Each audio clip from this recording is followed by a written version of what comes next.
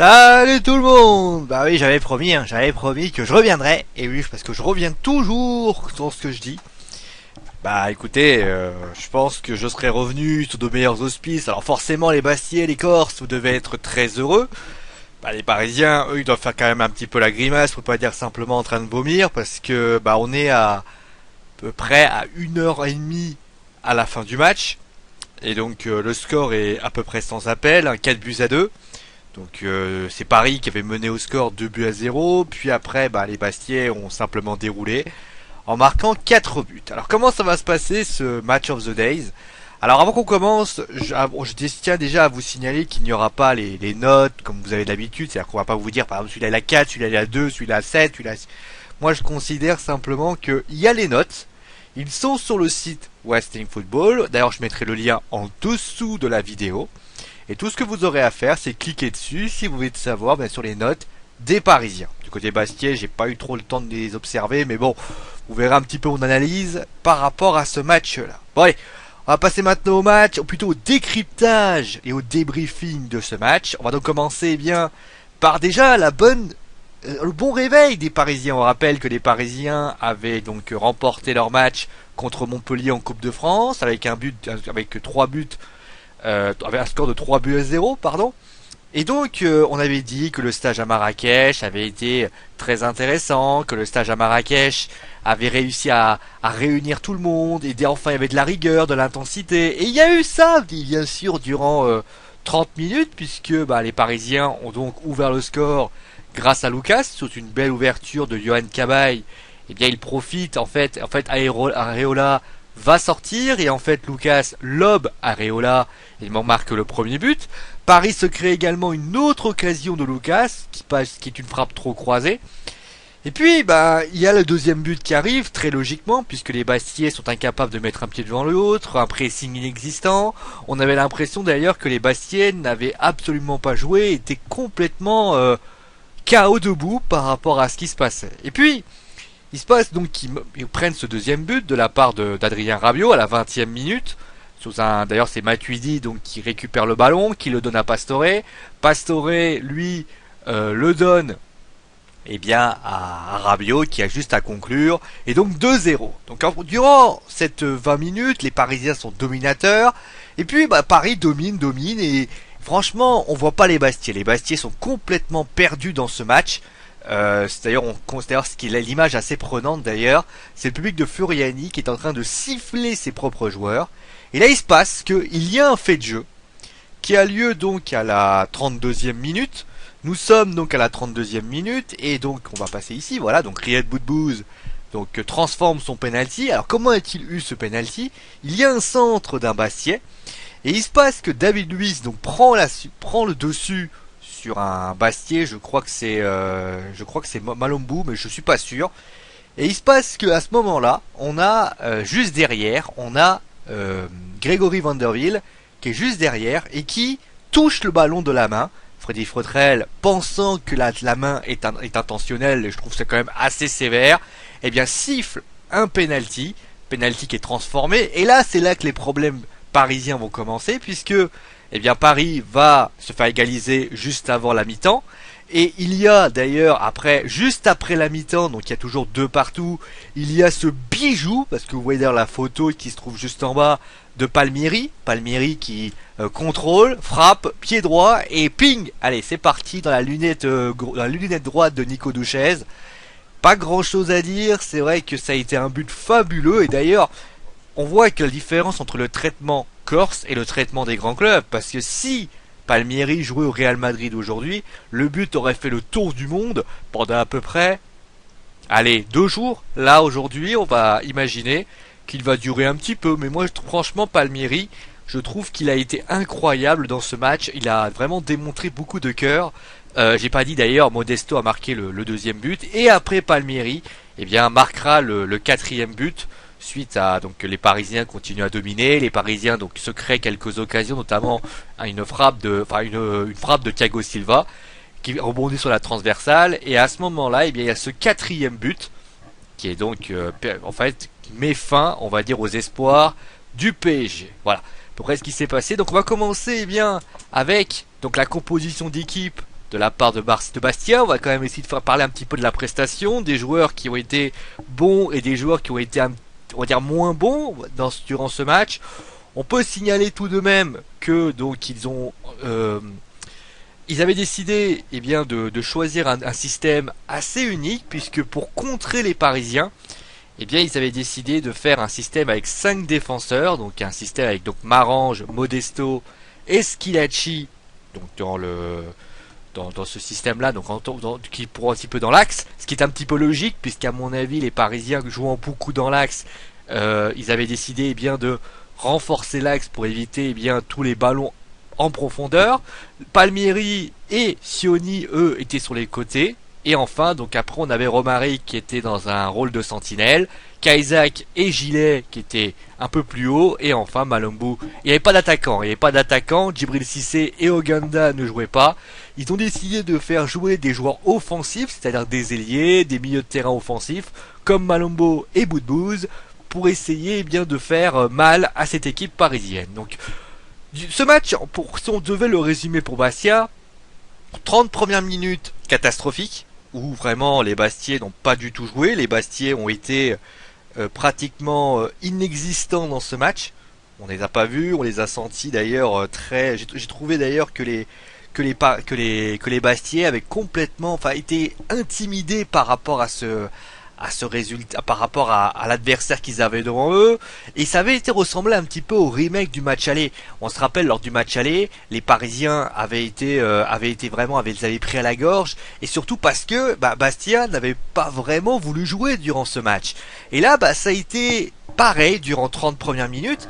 Et là, il se passe que après le fait de match, puisque Boudbouz égalise, on se rend compte que les Bastiais, ils ont mis du cœur, ils ont mis du pressing, ils ont mis de l'intensité, et ils ont pratiquement, alors après on peut toujours dire, après ils ont fait jeu égal avec les Parisiens pour quasiment prendre le dessus sur les Parisiens. C'est-à-dire qu'il y a eu un pressing très haut, de l'intensité, on a eu des défenseurs qui ont été impériales durant cette période, un Romaric qui montrait vraiment qu'ils étaient capables de faire quelque chose, Palmieri qui a été fabuleux, d'ailleurs qui a joué quasiment tous les postes durant ce match, puisqu'il a joué avant-centre à la fin du match, il a joué, en fait surtout beaucoup, il faut savoir qu'il a beaucoup joué au milieu de terrain également, il a apporté beaucoup, et surtout Areola, lui qui a été impérial, lui qui est faut quand même le dire, formé au Paris Saint-Germain, prêté par le Paris Saint-Germain, et j'ai trouvé franchement cette équipe, alors si on enlève les 30 premières minutes, les Parisiens, les Bastiais sont très bons, et même j'ai envie de vous dire, les Parisiens,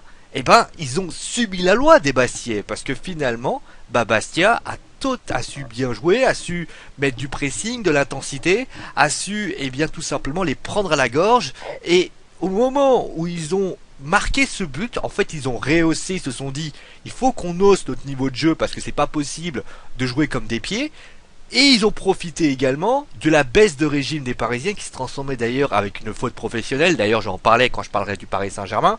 Mais ce qui démontre surtout, c'est que cette équipe, malgré le fait qu'elle soit dans les profondeurs du championnat, elle a des qualités, elle a tout de même quelque chose. Alors certes, il leur manque sans doute un buteur, mais ce que j'ai signalé lors du Match of the Days de l'avant-match, mais je pense que cette équipe peut et doit quand même réussir à faire beaucoup mieux. Ce qu'ils ont réussi à faire lors de ce match-là, d'ailleurs ils avaient réussi quand même à faire match nul lors du premier match du championnat, contre Marseille. Là ils font tomber le champion de France en titre.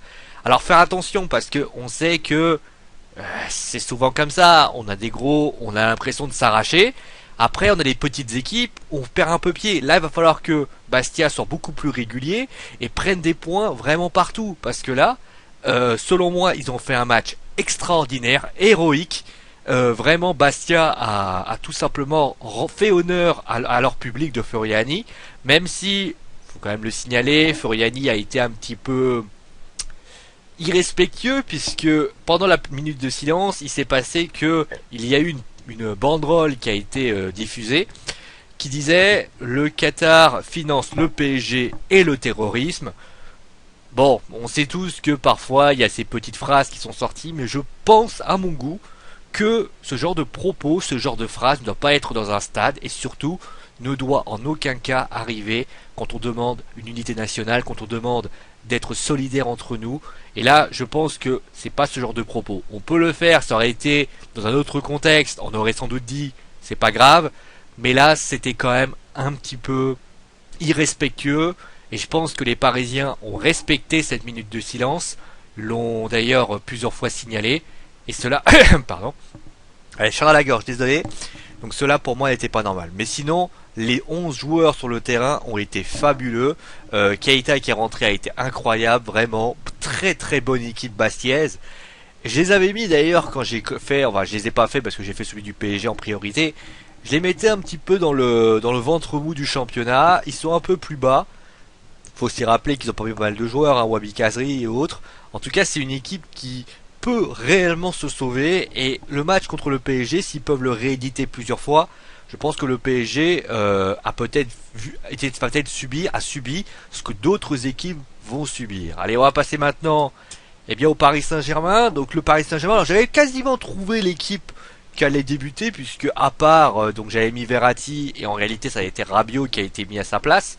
Donc Laurent Blanc a décidé, eh bien, de changer de tactique avec un système donc plus classique en 4-3-3, donc avec 4 défenseurs, 3 milieux de terrain et donc Pastore qui remplace donc Lavezzi toujours suspendu, enfin écarté du groupe comme Cavani, et en face Zlatan Ibrahimovic qui était en pointe. Alors on va dire que forcément là où je vais être, j'ai dit que Bastia était pas bon, Paris a été excellent. C'est vrai que Paris a tout de suite pris le match sur le bon bout. Paris a été dominateur, a mis un pressing, a mis de l'intensité.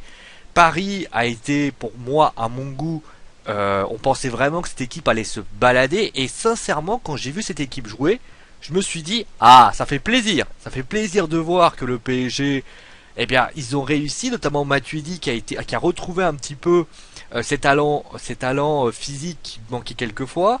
Yohan Cabaye que j'ai trouvé excellent dans ce match-là. Alors il est un peu touché. Alors je sais pas si c'est relié aussi à ça. Thiago Silva, David Luiz, impérial.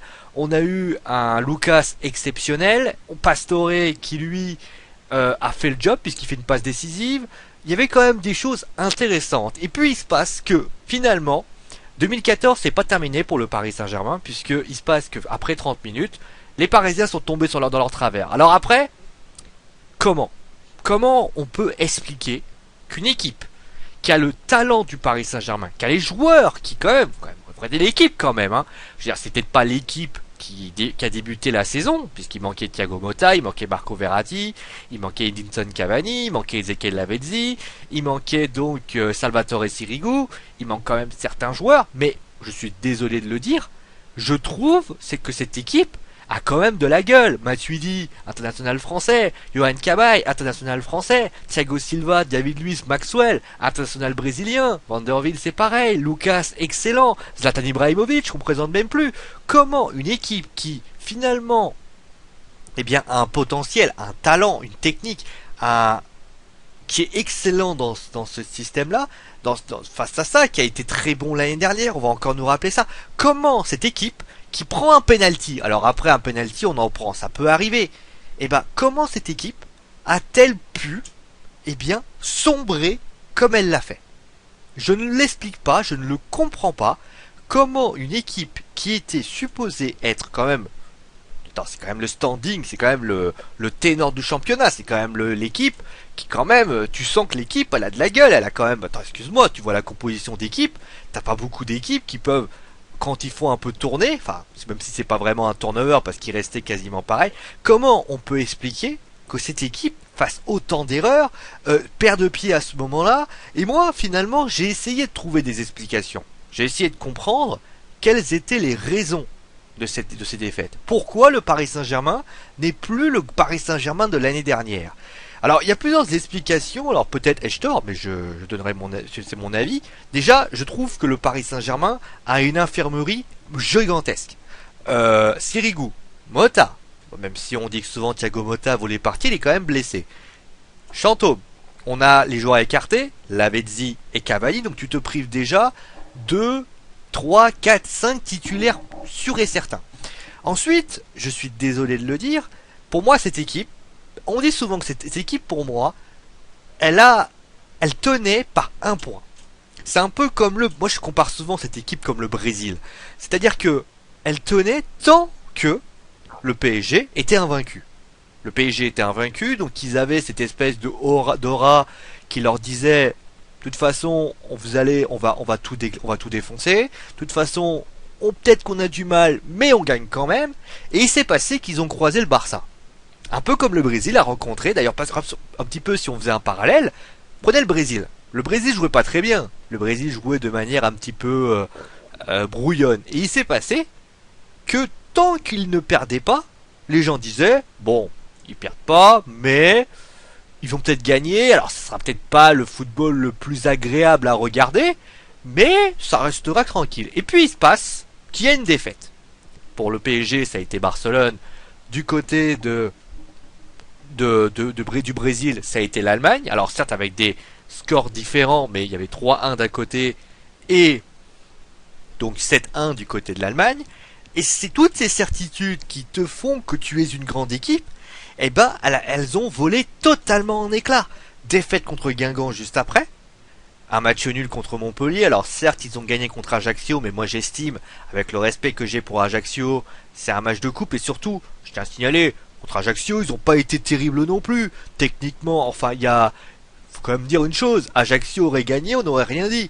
Et là, il y a ce match de coupe. Alors certes, on nous dit que ce match de Coupe de France a été plutôt intéressant, mais moi je pense que Paris simplement, Paris quand ils jouent la Coupe de France, ils se disent le championnat c'est pas ça. Et surtout, on va revenir sur ça. Peut-être que cette équipe, faut peut-être en poser la question désormais. Peut-être que cette équipe est en fin de cycle. Parce que cette équipe aujourd'hui a été, on va dire créée, a été composée depuis l'ère Ancelotti. Donc ça veut dire, vous imaginez l'année, vous imaginez quand est-ce que cette équipe a été créée. Donc ça veut dire que cette équipe, il y a Maxwell était là il est là depuis longtemps. On a par exemple Matuidi qui est là depuis longtemps. On a donc Pastore qui est l'un des premiers sous l'ère Qatari à avoir été recruté. Ils ont recruté ensuite donc Zlatan Ibrahimovic, ils ont recruté Thiago Silva, ils ont recruté donc Vanderville, Maxwell. Alors bien sûr, Maxwell je crois que c'était pendant le Thiago Motta, ils ont recruté également. Et puis ils ont recruté Cavani l'année d'après, ils ont recruté Cavani, etc. Il se passe que peut-être cette équipe est en fin de cycle. Cette équipe aujourd'hui, un peu comme tous les grands clubs. Les grands clubs, vous prenez par exemple le Barça de l'année dernière. Le Barça de l'année dernière était, alors certes ils étaient en Ligue des Champions cette année, mais c'était pas le Barça d'habitude. Le Barça d'habitude était dominateur, le Barça d'habitude était impérial. Et aujourd'hui, ils ont recruté des Jérémy Mathieu, ils ont recruté des joueurs comme par exemple Vermaelen, même s'il joue pas, mais il est toujours là. Ils ont recruté quelqu'un comme Luis Suarez, ils ont recruté plein de joueurs, Rakitic, et tous ces joueurs-là, finalement, leur apportent une sorte de vent de fraîcheur. Et je pense que c'est pareil pour le Bayern. Le Bayern aujourd'hui a recruté quand même Lewandowski, ils ont recruté le Chelsea a recruté Diego Costa, etc. Et puis ça va beaucoup mieux. En fait, cette équipe, peut-être elle est vieillissante, cette équipe était en fin de cycle, et aujourd'hui, peut-être que les Zlatan, les Thiago Silva et autres joueurs peut-être ne sont pas en mesure aujourd'hui de rééditer, parce qu'on rappelle que l'année dernière, ça a été les louanges. Paris était dominateur, Paris est exceptionnel, Paris est fort, Paris, on a tous été, pour ainsi dire, dithyrambiques sur eux. Et à un moment donné, cette équipe, elle a tellement gagné qu'elle s'est dit, aujourd'hui, tout va bien. Mais tout allait bien tant que le Paris Saint-Germain gagnait. Et il se passe qu'aujourd'hui, le Paris Saint-Germain a perdu. Le Paris Saint-Germain n'est plus comme la grande équipe qu'elle était. Le Paris Saint-Germain ne sait plus se rassurer, a perdu confiance en lui. Et surtout, je pense que le Paris Saint-Germain n'est plus le PSG. Malgré tous les millions, malgré tous les dollars, malgré tout ce que vous pouvez dire, le Paris Saint-Germain n'est plus le Paris Saint-Germain. Et aujourd'hui, je pense, et c'est mon avis personnel, le PSG, aujourd'hui, n'est plus le club qui a été aujourd'hui l'ambition du club. Aujourd'hui, le PSG n'est plus qu'un, sans manquer de respect, un semi-grand club. C'est-à-dire un club qui peut-être en France reste un grand club, mais dans la force européenne reste aujourd'hui à dégringole au fur et à mesure. Et malheureusement, en disant ça, c'est pas pour manquer de respect, c'est ainsi. Et ce qui s'est passé est pour moi la réalité. Tu prends un but. Tout le monde a pris un but un jour. Tout le monde a pris un but un jour. Ça a toujours arrivé. Tu en prends un deuxième. Bon. Avant la première défaite, le Paris Saint-Germain contre Metz, ils ont pris 2 buts. Ils en marquent le troisième. Il se passe que, malheureusement, ils ont plus cette confiance qui faisait qu'ils gagnaient, perdaient jamais. Et il s'est passé que le PSG a encore perdu. Et le PSG prend le troisième et il prend le quatrième parce que, surtout le PSG a du mal, le PSG n'a pas un bon pressing, le PSG s'arc-boute sur un stéréotype qui consiste à dire que les côtés ça sert à rien. Alors certes l'année dernière il y avait une rigueur qui faisait que les côtés étaient utilisés, mais quand on voit que Lucas passe très peu sur le côté, quand on voit Pastore passer son temps à rester souvent dans l'axe, que Zlatan décroche beaucoup mais reste souvent dans l'axe, que Matuidi est très... Il y a un monde dans l'axe impressionnant. Et quand tu as, et je vais remonter encore une fois, quand vous avez trois défenseurs qui se trouvent là, à un moment donné, Zlatan, il était complètement essolé et il ne pouvait pas, et malheureusement c'est ainsi qu'est fait, vous imaginez, voyez, voilà, hop, alors pardon, excusez-moi, attention, comment vous pouvez passer? Imaginez-vous. Alors que sur le côté, je pense que si Palmieri et Sioni ils avaient beaucoup passé sur les côtés, je pense qu'il y avait des ouvertures. Là, on s'est trop centré, à mon avis, à mon goût, le PSG s'est trop centré sur le côté, sur l'axe, a manqué d'intensité parce que pour moi, la récupération du ballon après le premier but a été pour moi inexistante. Et à mon goût, le PSG aujourd'hui, je le dis et je le pense, est le Brésil en fait de la Coupe du Monde. C'est-à-dire que c'est une équipe qui peut-être avait des garanties, était peut-être forte, mais tant qu'elle ne perdait pas. Alors certes, le Brésil a perdu et le Brésil a été éliminé, ce qui fait que maintenant on pouvait redémarrer à zéro puisqu'il y a un nouveau sélectionneur. Maintenant, le problème c'est que le PSG, ils ont un championnat à finir. Donc ils ont encore, on va dire, 4-5 mois à subir. Que va-t-il se passer au moment où Chelsea va les taper? Parce que moi j'y crois pas une seconde, je crois pas en une victoire contre Chelsea. Alors peut-être au match aller, ils vont peut-être réussir à 1-0, allez, mais au match retour, je pense, à mon goût, je pense que le PSG peut très très vite s'écrouler. Alors certes, on rappellera que Chelsea a perdu contre Tottenham 5 buts à 3 je crois, mais le même ça voilà 5 buts à 3 ça veut dire que même quand Chelsea est un peu moins bon, Chelsea réussit quand même à marquer des buts.